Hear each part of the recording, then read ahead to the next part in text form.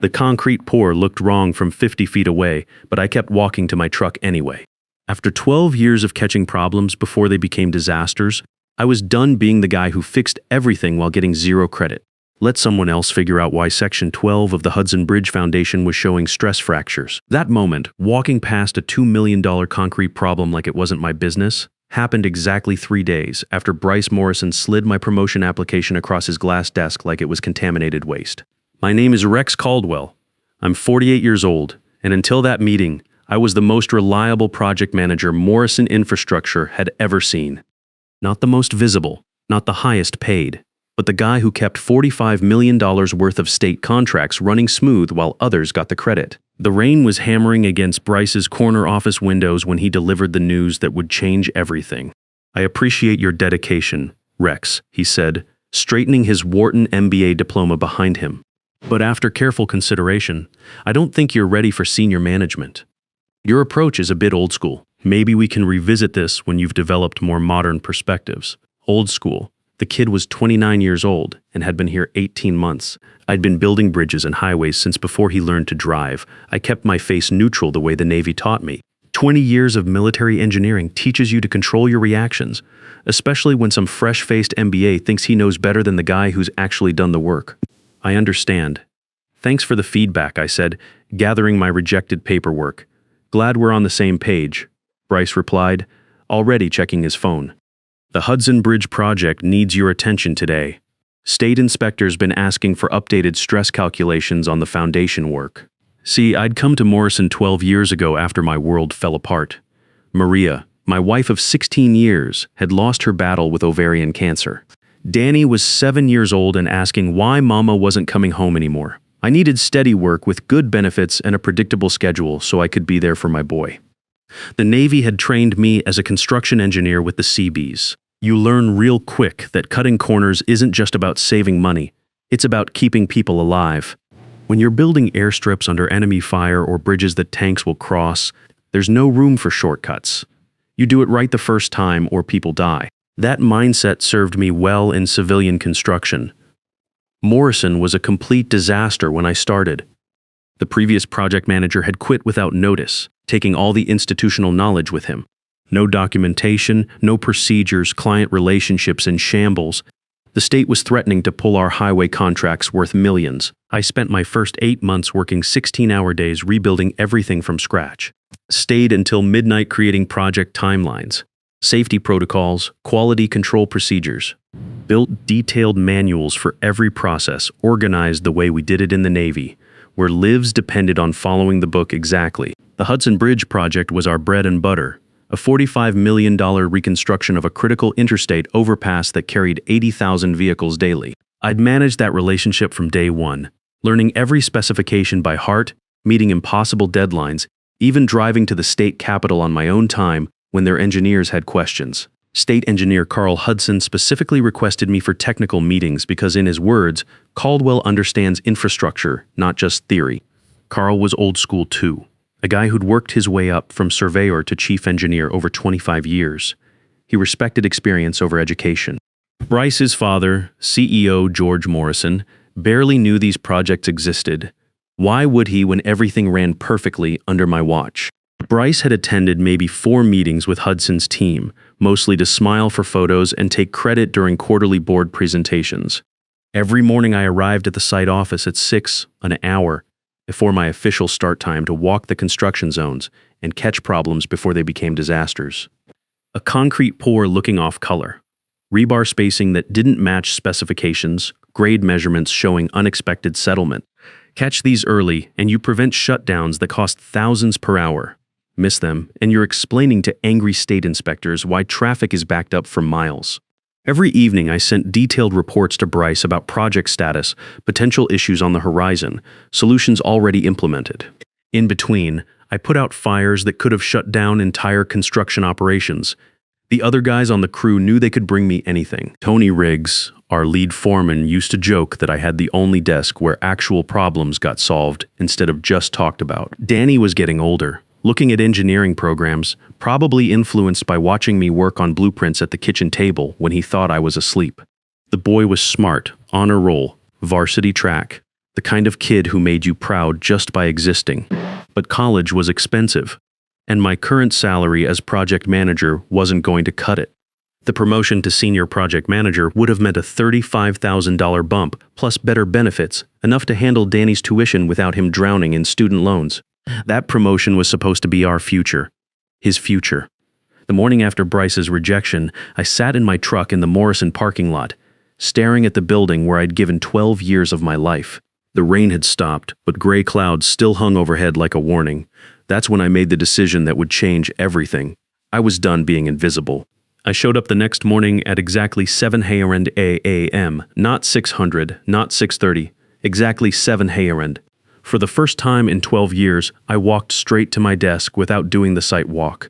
No checking concrete tests, no reviewing overnight inspection reports, no early problem solving that kept everything running smooth. I answered emails directly addressed to me and ignored the rest. When the concrete crew on the East Foundation started having consistency issues that I'd normally catch and fix immediately, I didn't grab my gear and head out. Instead, I filled out a quality control report and sent it to the proper department.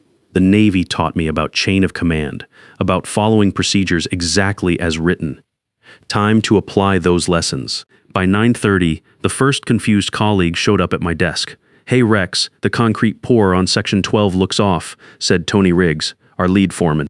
Tony had worked construction for 15 years, started as a laborer and worked his way up to crew chief. Good man, reliable, the kind of guy who'd cover for you when family emergencies came up.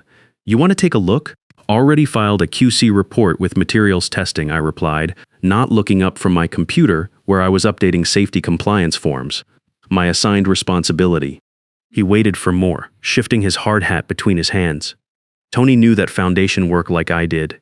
We'd solved similar problems together on 3 previous projects. When nothing more came, his confusion was obvious. "But you always handle the concrete issues personally? You've got the most experience with these state specifications." "I've been advised to focus more on my assigned responsibilities," I said, looking up with a small smile.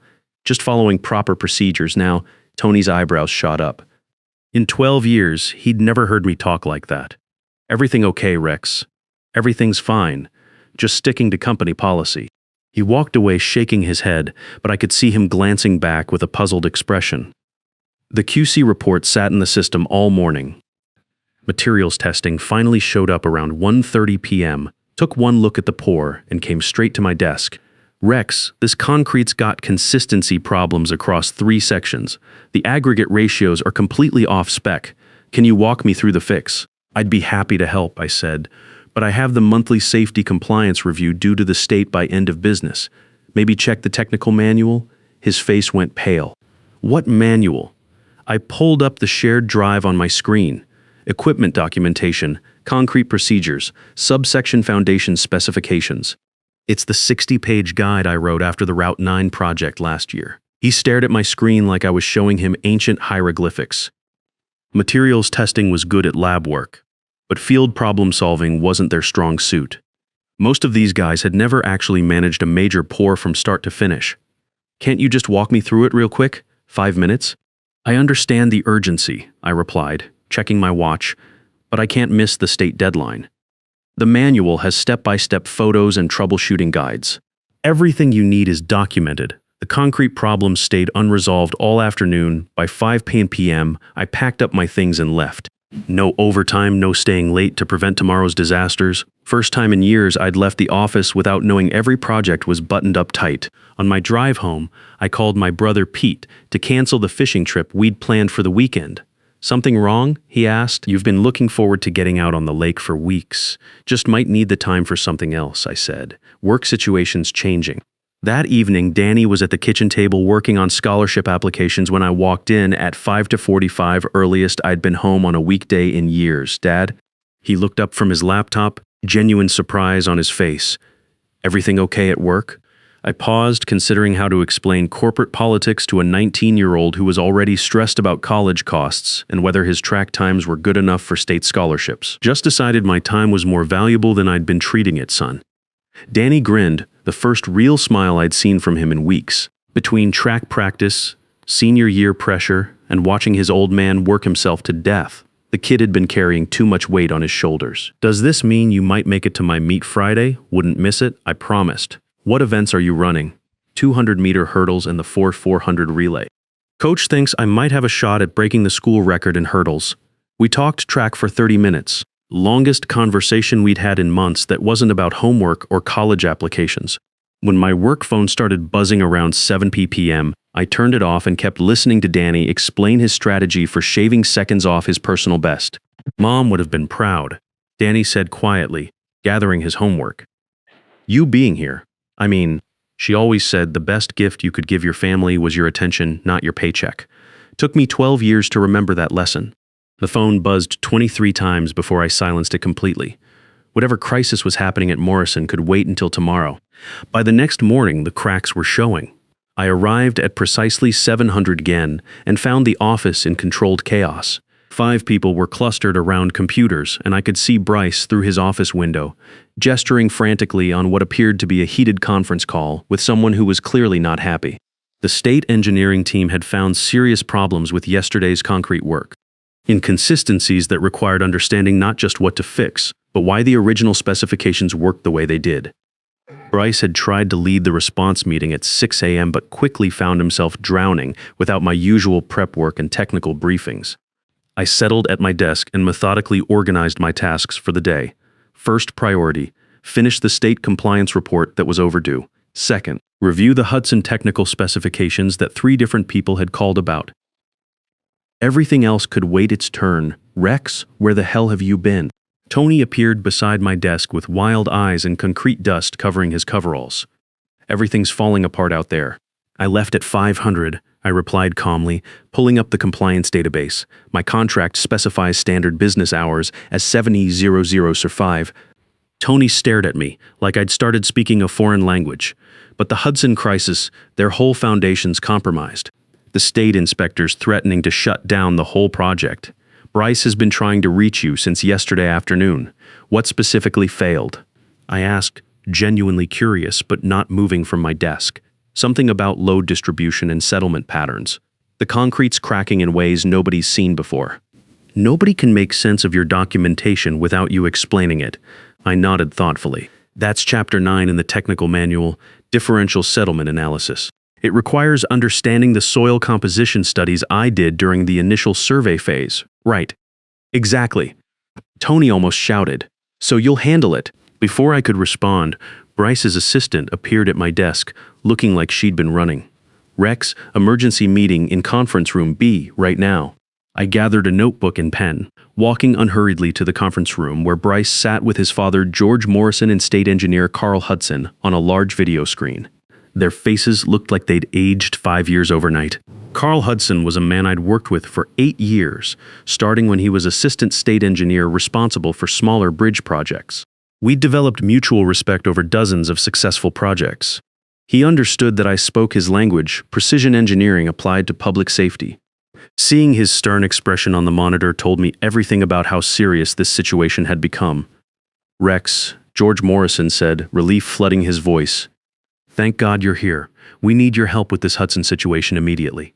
I sat down and placed my notebook on the table, pen ready. Of course, sir. How can I assist? Carl Hudson leaned forward on the screen, his voice tight with controlled frustration. Caldwell, we've got foundation settlement issues across 3 bridge sections. My structural engineers are telling me it's a fundamental design flaw. But Bryce here insists your documentation shows everything should work perfectly. The documentation is comprehensive, I replied. What specific settlement pattern are you seeing? Differential movement in the East Pier. The load calculations don't match the actual soil conditions we're encountering. We've got concrete cracking along stress lines that shouldn't exist according to your original plans. I nodded, understanding immediately. That's a calibration issue with the bearing capacity analysis. The foundation has multiple support systems, but they need adjustment for the actual subsurface conditions we discovered during excavation. It's detailed in Section 9.2 of the technical manual, cross-referenced with the Geological Survey addendum.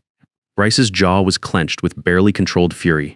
He'd spent the last 18 hours trying to explain technical concepts he'd never bothered to learn, looking incompetent in front of both his father and the state's chief engineer. Let's cut to the chase, Bryce said, his voice tight. Rex, what will it take for you to fix this immediately? The room went silent.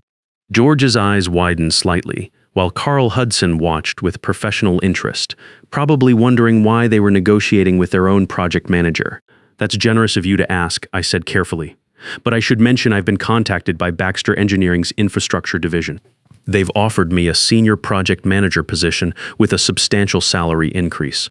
Apparently, they believe my experience qualifies me for leadership responsibilities. You could have heard a pin drop. B. Bryce's face went pale while George leaned forward sharply. You're leaving? George asked when. I haven't accepted their offer yet, I replied. I was taking time to consider my options. Carl Hudson's voice came through the speakers with military directness. Caldwell, you're the only contractor who's ever understood our specifications from day one. Your technical knowledge saved us millions on the Route 9 reconstruction. If Morrison can't keep their best people, we'll need to seriously reconsider our partnership arrangements. That was the nuclear option. The Hudson contract wasn't just $45 million. It was the foundation that allowed Morrison to bid on other state infrastructure projects.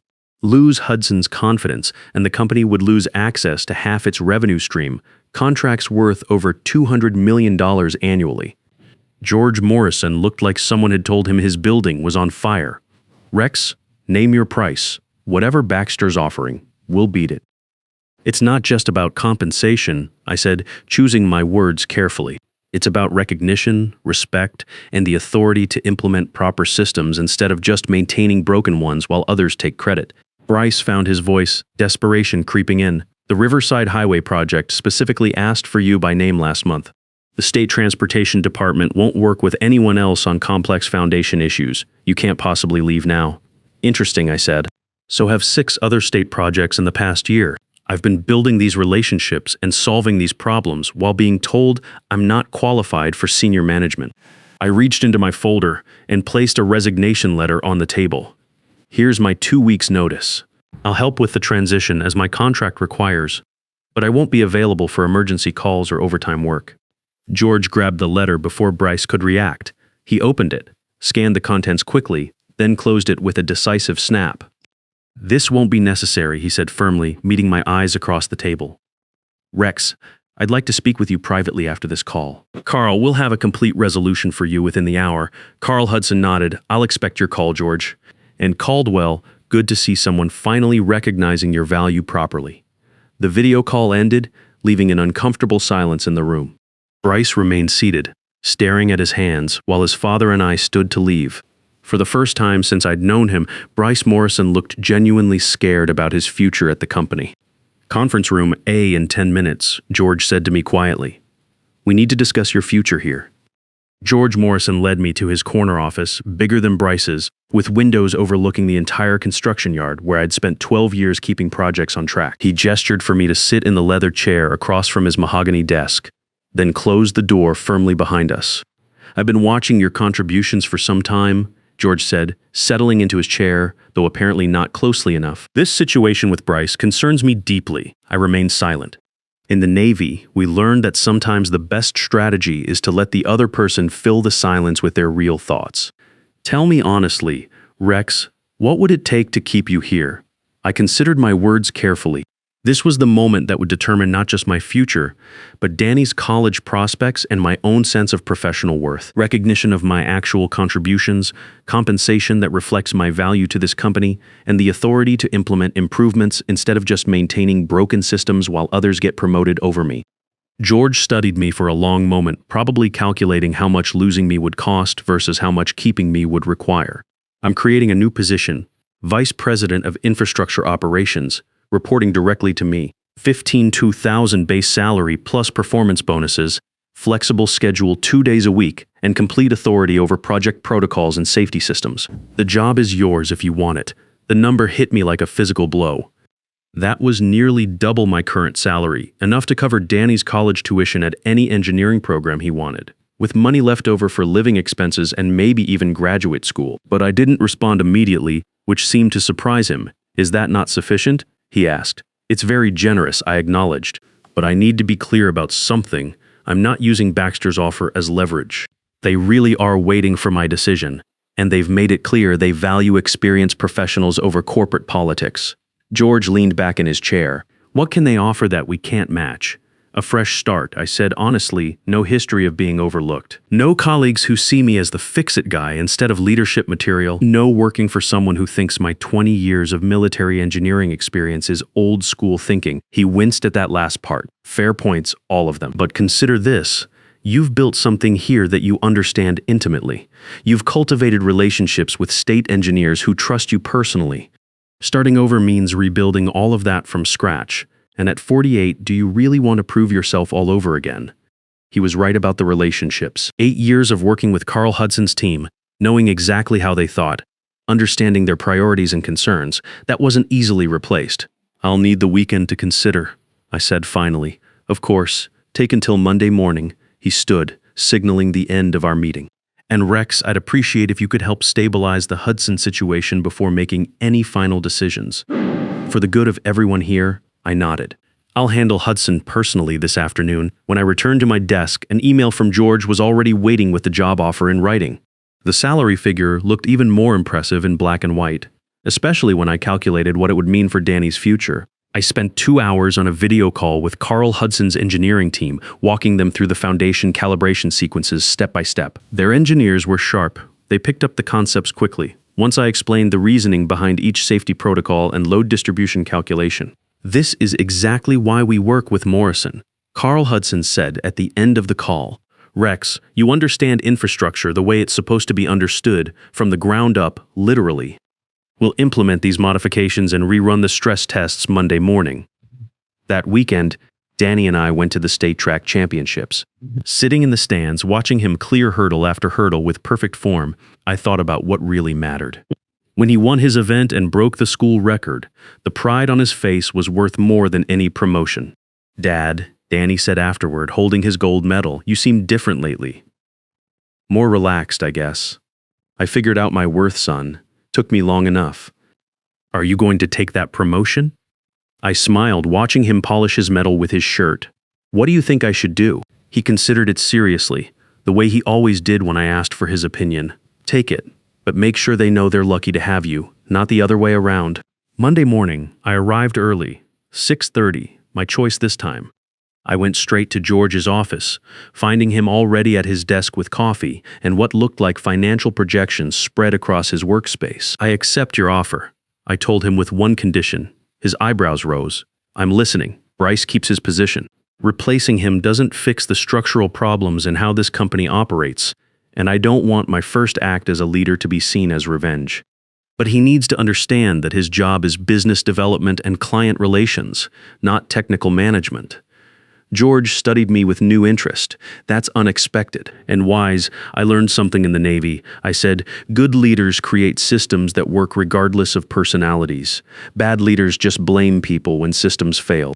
6 months later, the transformation was remarkable. My new team included a brilliant structural engineer who'd been wasted in materials testing and a veteran supervisor who understood project scheduling better than anyone. Together, we'd streamlined operations across all major projects, cutting overtime costs by 30% while improving safety ratings across the board.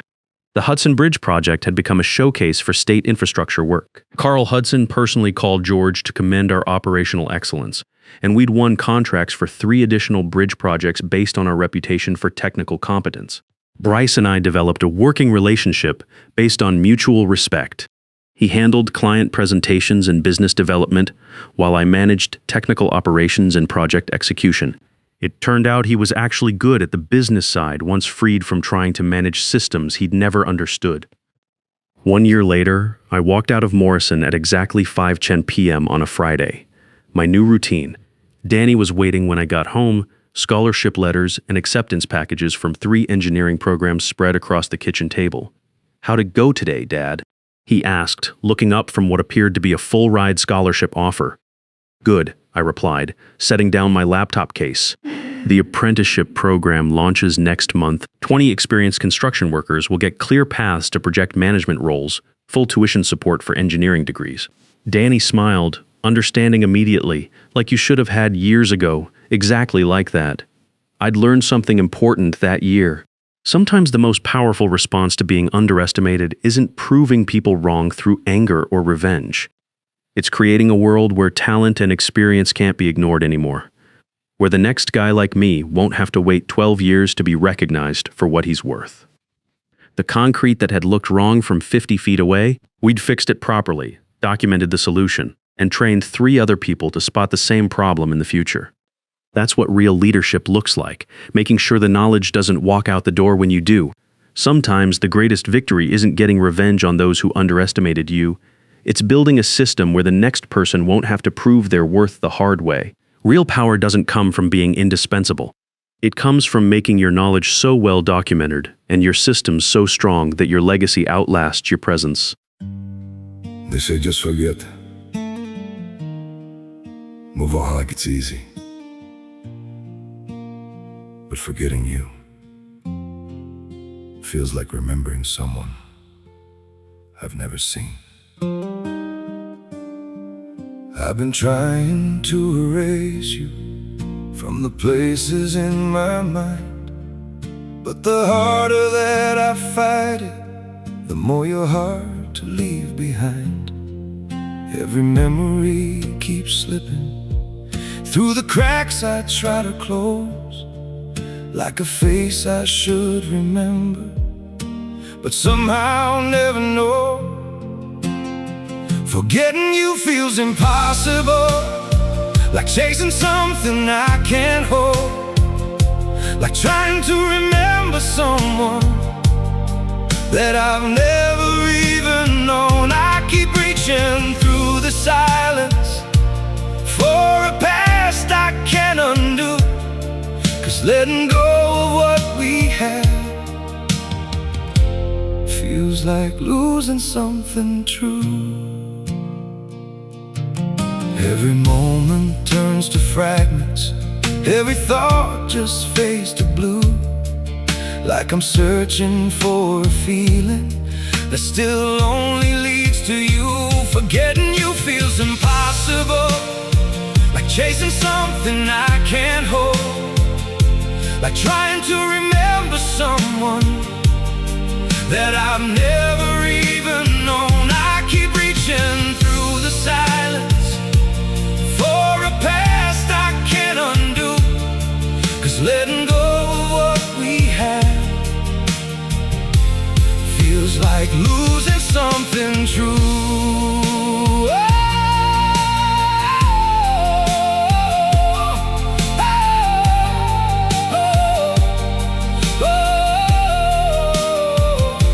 If I never met you, maybe I would know just how to heal.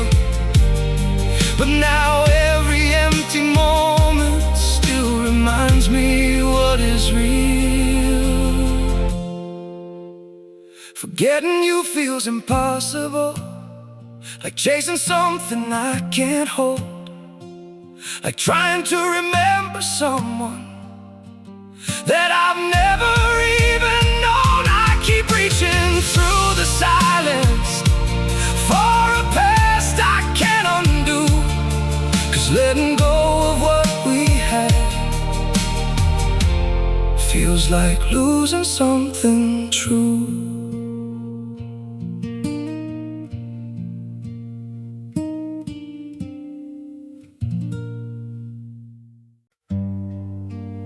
Some days feel off, like I'm standing but still falling. A little pain, a little tired, and no one to tell it all to. There are days that feel unsteady, like I'm drifting out of place.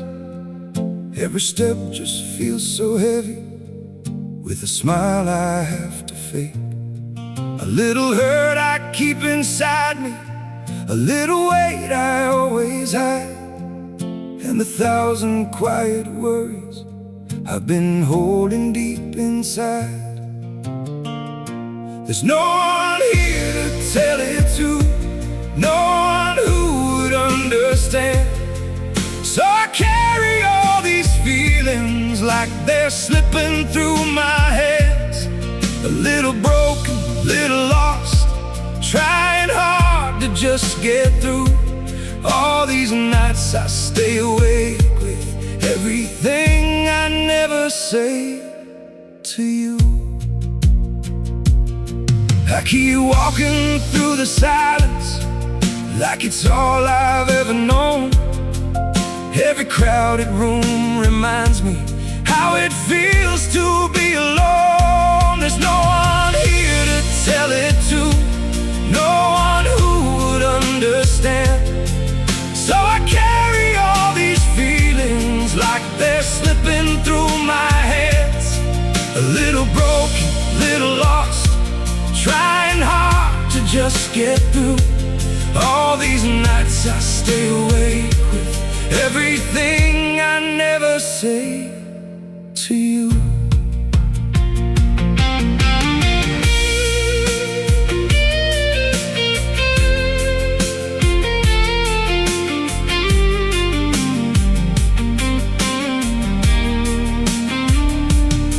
Maybe one day I'll be stronger, maybe I'll learn how to speak, but for now I keep it buried in the parts of me